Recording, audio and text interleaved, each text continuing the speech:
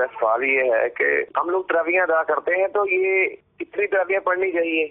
8 پڑھنی چاہیے، 20 پڑھنی چاہیے؟ تراویح دیکھیں 20 رکعت جو ہے وہ رمضان کی ہر رات میں پڑھنا سنت مؤکدہ ہے، نبی کریم صلی اللہ علیہ وسلم سے ثابت ہے۔ آپ علیہ الصلوۃ والسلام نے ابتدا میں تراویح جو ہے وہ پڑھائی، لیکن اس خوف سے کہ میری امت پر کہیں فرض نہ ہو جائے، آپ علیہ الصلوۃ والسلام نے امت پر شفقت فرماتے ہوئے، کیونکہ آپ رؤوف الرحیم ہیں، آپ نے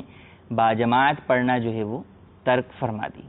پھر حضرت سیدنا عمر رضی اللہ تعالی عنہ خلیفہ ثانی جو کہ ہیں،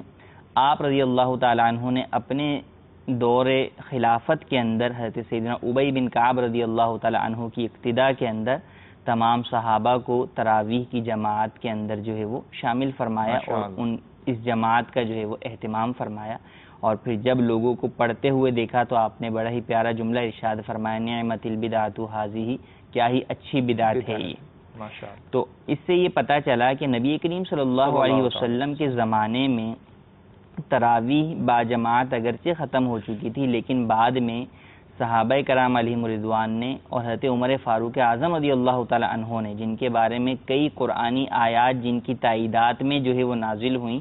اور جن کے بارے میں یہاں تک فرمایا گیا حضور علیہ الصلوۃ والسلام نے کہ اگر میرے بعد کوئی نبی ہوتا تو وہ عمر بن خطاب ہوتے، مگر چونکہ آپ علیہ الصلوۃ والسلام خاتم النبیین ہیں، آپ کے بعد کوئی نبی نہیں ہے تو اس لیے نبی نہیں، لیکن جو ہے اس سے حضرت عمر رضی اللہ تعالیٰ عنہ کی فضیلت اور ان کے درست فیصلے کی طرف تائیدات کے قرآن ان کے فیصلوں کی جو ہے وہ تائید فرماتا ہے ظاہر ہوا۔ تو آپ رضی اللہ تعالیٰ عنہ نے اس چیز کو شروع فرما دیا کہ جو خوف تھا امت پر فرض ہونے کا، آپ علیہ الصلوۃ والسلام کے وصال ظاہری کے بعد وہ خوف ختم ہو گیا، تو اس کو جو ہے وہ آپ نے جو ہے وہ جاری فرمایا، اور اس وقت سے لے کے آج تک مسلمانوں کے اندر 1400 سال ہو گئے یہی طریقہ رائج ہے، تراویح 20 رکعت ہی پڑھی جاتی ہے اور باجماعت ہی پڑھی جاتی ہے، تو ہمیں بھی اسی کو فالو کرنا چاہیے، یہی وہ طریقہ ہے جس کے اوپر جو ہے وہ اجماع امت ہے۔